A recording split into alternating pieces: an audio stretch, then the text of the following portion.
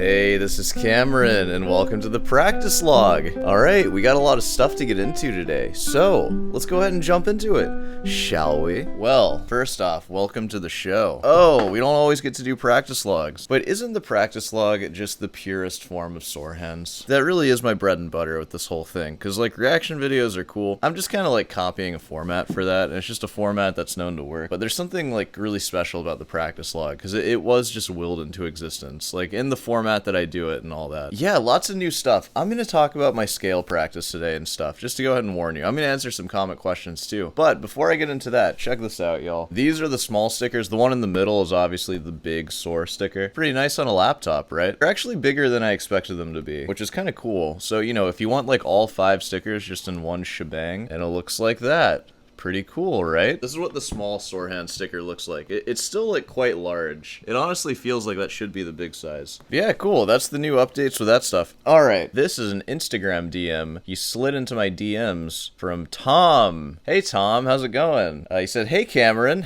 just found your YouTube channel and really like your playing and advice. Wow, thanks man. I appreciate that. I wonder what video you found. I'd actually like to know, like if anybody remembers, like what video was it that got recommended and why did you click on it? I need to bust out like a Google survey for everybody so I can optimize my performance. Was wondering if you could share your full scale routine somehow? Whoa, I mean, you're asking me to just undress my clothes right on camera, huh? You want me to show the whole thing? Alright, I mean, I will. I don't know where I'm going with this. And then you go on, I recently quit my job to have some time off. Burnout. Nice, dude, embrace being a loser. What are you working for? Before you get another job, you gotta figure out some welfare situation or something. Which, by the way, you can look at me and say that I don't work. I teach guitar. That's work. Screw you. Speaking of that, hey, you want to be my student? I'll teach you how to play guitar. That's how I make a living. That's how I've been making a living since 2020. Burnout. So you burned out. Good. Be burned out. Quit your job. Don't go back. And wanted to spend some major time playing guitar, but I find myself being stuck doing the same patterns. Yeah, I know how that is. In a few of your videos, it shows you playing some scale patterns I've not heard before and sound very musical and fun to play, but the video of the routine speeds up so I can't make it out. I think some new exercises like that are exactly what I need to do this time. Any info/resources recommendations would be appreciated. Okay, and then you linked the video that you saw, which let me actually take a look at this. It's the Sideshow AM scale video. It's been a month since that video posted and I talked about scales and my scale routine and all that. I've changed my tune on a lot of stuff that I said. In fact, I've changed my tune on a lot of things that I've said on this show. I feel like I just kind of say things sometimes, and like that's what this is. This is an outlet for me to sort of get my ideas out there and like get feedback on them. And I do take your feedback. Like I don't always like actually take it into consideration. I do know a lot about this subject, so I have like pretty good scrutiny to where I can sift out like when people post good information. I can kind of tell when it is good, and then I apply it. Well, so it's hard for me to find exactly the scale patterns that you're talking about. I will tell you this. There are a lot of opinions on what kind of scales to practice on classical guitar. So let's just talk about that first, not even how I practice the scales. I practice 5 positions. I hear in the comments people call it the cage system. I don't think of it as the cage system. It's just the major scale in 5 positions. And it makes sense to play the major scale in 5 positions because it covers the entire fretboard. And really all that I'm doing with this is I understand, let's say I'm in G major, for example. First off, every single string is going to have a G on it, which is the root of our major scale that we're playing. So find the first G, or the lowest one that's on the 6th string, and then play a major scale, like a 2-octave major scale, because that's about the range we have in one position. Oh, God. I know it sounds bad right now. I need to warm up. You get the idea. Okay, so we have that. Now find G on the 5th string, and play a 2-octave scale off of that. Like, go back to the lowest note you can. G on the 4th. Which happens to be right next to the first one that we played. So I just play them in order when I do play them, like if I'm practicing. G on the 3rd is up here.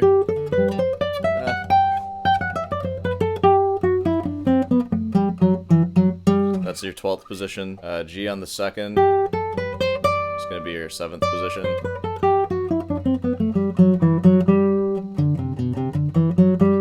And then G on the 1st string is the same.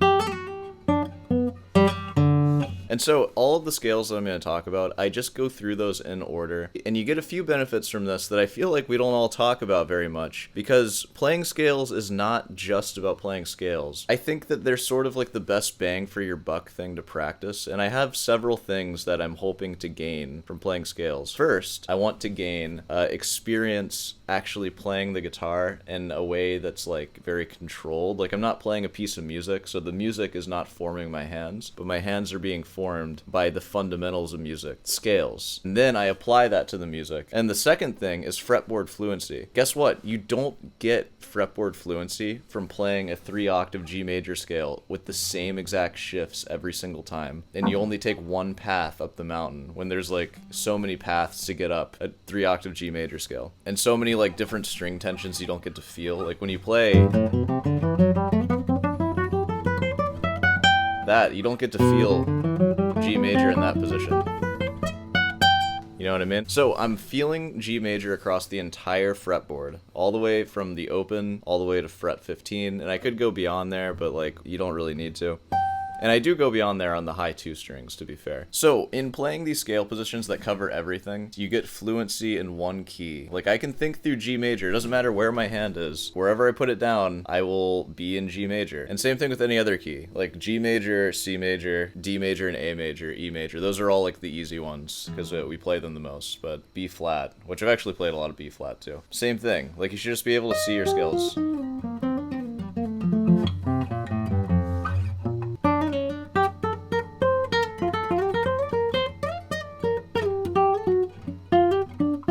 Just be able to move around in the key. Like, there shouldn't be any mystery. Like, at least we're playing scales. Scales are the easiest thing because it's only one thing and you just apply it everywhere. It's not like a chord progression where you have to like, you know, like chord tones and like move them like every bar. Scales are the easiest thing, and they're the fundamentals, and you know, music's full of them, so know how to play them everywhere. And I think the scale positions what I just played are very helpful for that. And for me personally, as like, because I like to write music and compose too, those positions are really powerful for me. Because now I can think in any key, and I can sort of see how the patterns relate to each other when it comes to like modulation and stuff.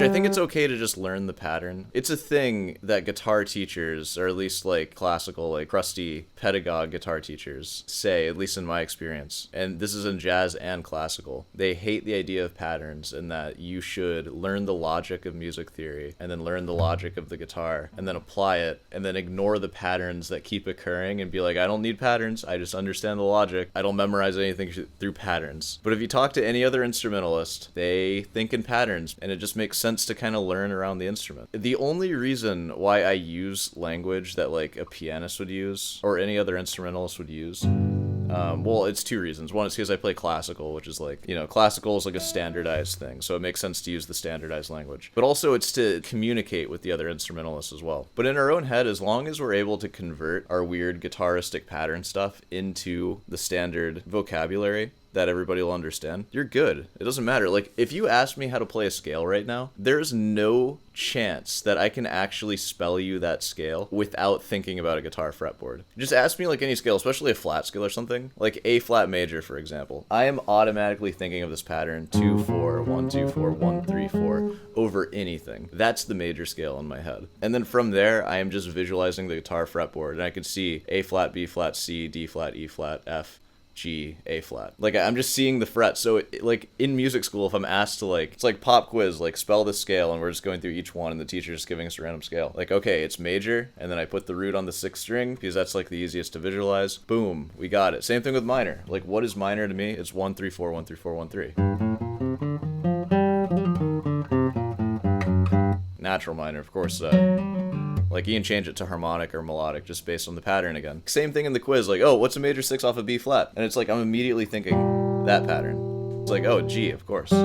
So it comes out to the same result. You know, yeah, you are learning patterns, and those patterns don't apply to anything else other than guitar. What else are we trying to do? Like, what else is there besides guitar at this point? What, am I going to go off and play something else? In which case, if I do, I'll learn the language of that instrument, because we have to learn the instrument that we're trying to play. Everything can't just be like innate knowledge that's, you use logic to like figure out every single time. Like, it's okay to make connections and memorize arbitrary patterns to make your life easier. What I'm trying to tell you is that I will flash flash those 5 scale patterns, just learn those and memorize them, and don't even worry about the logic. Like, because that's the first step to practicing scales. You do need some scales to practice. So those are the ones that I like to play. And so you get the benefit of fretboard fluency. You also get the benefit of feeling all the different string tensions across the entire fretboard while staying in one key. And you can change the key too. Like, you can go G, and then you can also go to like A flat, and it's the same scales, just all shifted up 1 fret. And you're gonna get every combination of string tension on every string. So I don't think that's an issue with this method. That was just the scale. Let's talk about the actual patterns that I do. If you watch my old videos, like the video that was posted 5 weeks ago, the freak show scale thing, I was pretty adamant about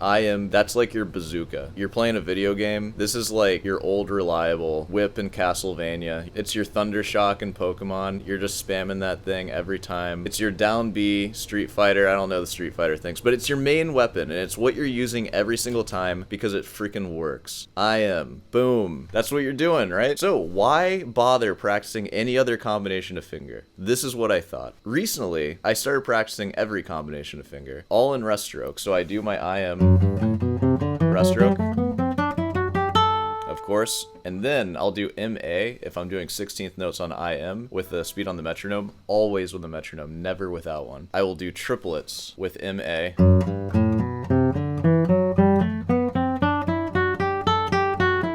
And I'll do triplets with IA, because f it, why not? IA.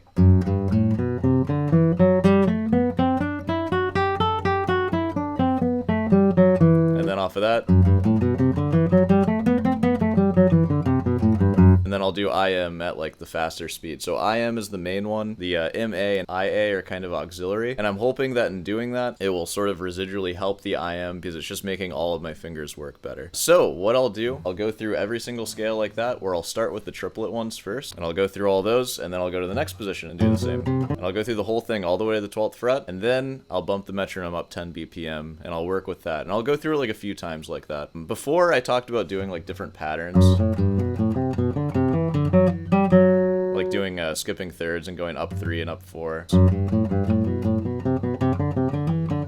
I haven't been doing that as much. The thing that I have been doing a lot of is speed bursts with these. So I'll do speed bursts with the triplets by going quarter note, and then triplet, triplet. So the 16th notes on IM, I'll go. Especially when you get to those faster speeds, because sometimes what you want to do is just get used to the actual fast movement and not have to worry about accuracy with your left hand. Like, can I even just play the speed burst like on one string? Because that should be the easiest thing, right? Yeah, so I've been working with that, and this is not like a scale update video because I'm going to do those month to month. And you saw the last reaction video to the rest stroke scales. That was the first one. I've kind of changed a lot since then. I don't think I was doing AM scales at the time, or IA. And I also certainly wasn't doing this. Guys, this is crazy. I've been practicing Raschiato. I've only been doing it for like 5 days or so. So how I'll do Raschiato, first, I mean, I'll pick a speed, of course, and I'll just do 8th note even though I'm doing it in 5, so 1.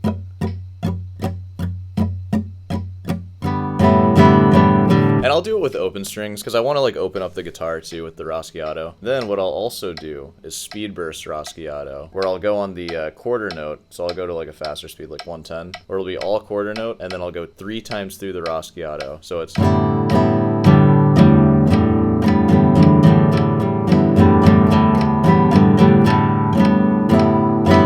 that sort of thing. So that's how I'm speed bursting Raschiato. And you know what? It's just like folklore and classical guitar. Get a fast Raschiato, you're gonna have fast scales because of like muscles that nobody can name that'll like help with whatever. I never bought it. I'm gonna buy it now though, because you know what? My scales have been like kind of alright for like years. So I'm going hard on this. And I want to go ahead and tell you, I hope that I inspire you to practice your scales, because I really do truly believe in my heart of hearts that scale work is what separates like the good from the bad. Have you gone through a period of your life where you practice scales for 2 hours a day for like a year? are like 2 years. And if you say that you're not satisfied, but you also haven't done the first thing for at least a year, what gives you the right to even complain about your guitar playing? If you haven't actually put in dedicated technique work for a long time and actually just like give up your life to this thing. 'Cause that's what you're doing. Like 2 hours a day of the waking day, you're giving up your life, essentially. So it means something to do that. I think back to like when I was playing electric guitar, what was it that made me so much better than all my friends at electric guitar? Because I was, like when I was in high school, I was kind of like a weird anomaly on guitar. My fingers were just like faster than everybody else's, and I could play and like improvise stuff. And now like the taste of these things, I don't think, it probably wasn't very tasteful. I actually know for sure it wasn't very tasteful. But you can't deny that I had technique and skill. And I even knew at the time, because people had asked me like how I did it, and it was like scales, bro. Like I practiced scales for like hours, probably for like a 2-year period on electric guitar. Just 5 scale positions, and I just learned how to move through them freely. And then that was pretty much it. Like it wasn't from learning songs, it wasn't from anything like that. It was just practicing your scales. I think I was onto something back then. And really what I'm finding is that I already had the answer all along. It's just scales. And now I'm leaving out arpeggios. It's because most of my pieces are arpeggio pieces. The Morel Sonatina, for example, it's just all arpeggios. And I do feel that my arpeggios have gotten more accurate. It's the scales that are lacking. 2 hours a day minimum. That's a minimum, by the way. Like there are some days, like it's the weekend right now, it's Sunday. I think I barely got the 2 hours yesterday, but like Friday, I practiced for like 5 hours, and like 3 of those were just scales. So that was just the day gone. Like that was all my free time for the day. 5.5 hours. I promise you, I will do at least 2 hours a day, every day. I'm making that promise to you, and I've been doing that. That's a promise to myself. I've been doing it for 5 or 6 weeks or so. I recently changed my technique in nails. It's been like 10 or maybe almost 2 weeks. I'm finally getting used to that, to where I'm building back up to my old speeds. I made a video like a week ago or so, like learning rest stroke from YouTube Shorts. A month after that video, there will be another similar video where I will show you all my scales and the progress. And I'm going to do that for like at least until grad school starts, which is like 8 months. But I'd like to do that for a year at least, just to really hone in on those scales. I think it's probably a good idea to never actually stop, but maybe I'll ramp it down to more of like a maintenance routine, 20 or 30 minute scales, and like also work on arpeggios or something. But for now, just going so hard on scales. That's the name of the game. And in case you need to hear this, because this sounds like a joke when I say it, it is okay to practice just scales for 2 hours a day. It's okay to practice just scales for 4 hours a day, or even 6 hours a day. And there will be people that'll tell you that that's wrong and that your priorities aren't right. And there will be people trying to take that time from you. Selfish people. People who don't want the best for you. And if this is something that you're serious about, you need to stand firm. It doesn't matter who they are. It could be your parents. It could be your spouse. You have to say, no, I need to practice these scales. And if you can't handle that, I will accept the consequences of that. That's what we're doing. I'm sorry I can't visit today. I'm sorry I can't be there for you.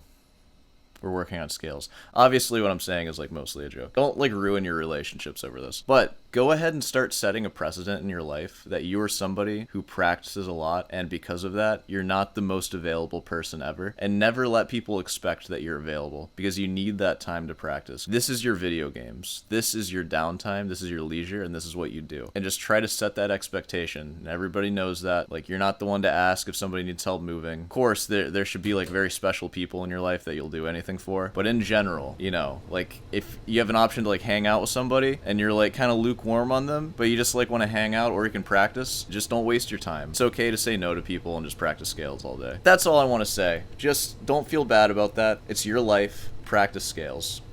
And find people in your life who'll let you do that. Like, my God, you guys know that I have like a new girlfriend? New girlfriend, brand new girlfriend, y'all. I practice so much guitar with her, and it's amazing. Like, I literally cleaned out her closet, because she has like a big closet, and that's a practice room for me. And if she worked like a long shift or something, she might want to like take a nap for a few hours. I'm just in that room practicing, and like by the time she wakes up and then we hang out, like I've put in 3 hours. Like, and I'm so golden after that. I'm like a happy guy. If I practice scales and stuff for like 3 hours straight, I'm a very pleasant person to be around. I have no stress, no guilt. Like, I feel awesome. Because, man, I remember so often with old partners just having to put like guitar on the back burner, where it's like, I can't practice this like tonight. Like, there's no option to do that. Like, I can't. And even like, oh, tomorrow morning, like, I don't know, maybe I can just visualize in bed or something.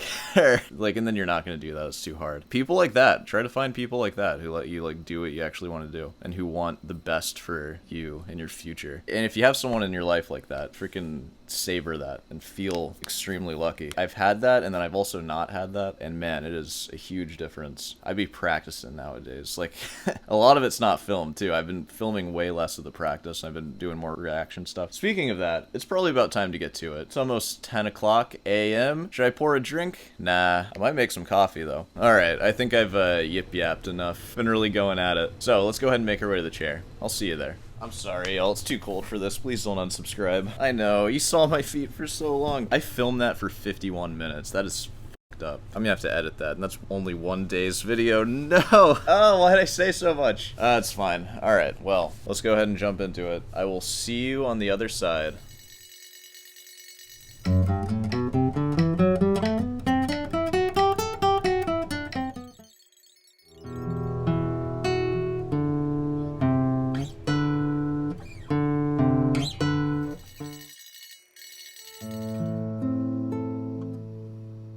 Oh, that's enough practice for one afternoon. This is gonna be a long video, because I'm about to play you an Adagio and Fugue. Come on over. Is there really a point of doing this more than one take? I'd say no. Right now, let's just see if I can enjoy myself playing my Adagio and Fugue just all the way through one take. We'll see how that comes out. So this is a performance now. I'm gonna perform. Check this out, y'all.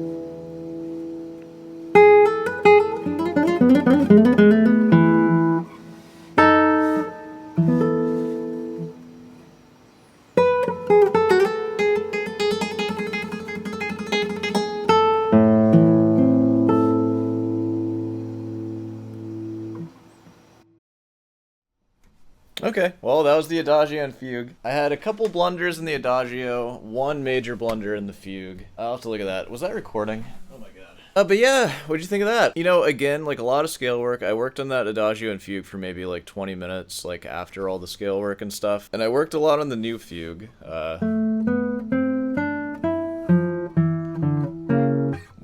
The next one will be shorter probably, and I'll play the entire, or what I have of the new Fugue, 997. That's not much, it's like maybe a minute of it. But yeah, I need to review that to actually see, like, really how that came out. I feel okay about that, though. I feel like I've done worse than that. I do feel that the scales are making my playing just, like, more refined in general. I feel like I missed less notes, less, like, buzz notes. I don't know. I mean, you be the judge, I guess. Alright, let's go ahead and wrap this thing up. We'll see you in the outro. Hey, well, you know, if you made it this far, be sure to subscribe and leave a like. And hey, want some guitar lessons? I offer guitar lessons. My email's in the description. Don't sleep on that. My schedule's filling up. It's filling up fast. And of course, if you want priority questions, member section, get the merch. Look at my laptop. Boom, we got some stickers on that. Stickers are on the back of my Kindle. Boom, they're on my guitar case. I just have the same 4 stickers on everything I own. We'll have more soon. We'll have more stickers. But, you know, get them while they're hot. What else we got? Member section, as you know, all that stuff. Yeah, and just leave a comment. I'll answer it in the chair if it's a good question. Or just leave a comment just cause. You know, I read them all. I know I'm slow to answer a lot of times. It's just because I'm busy. I've been practicing a lot. It's been busy. Alright, I think we can wrap this thing up here. So, I'll see you in the next one.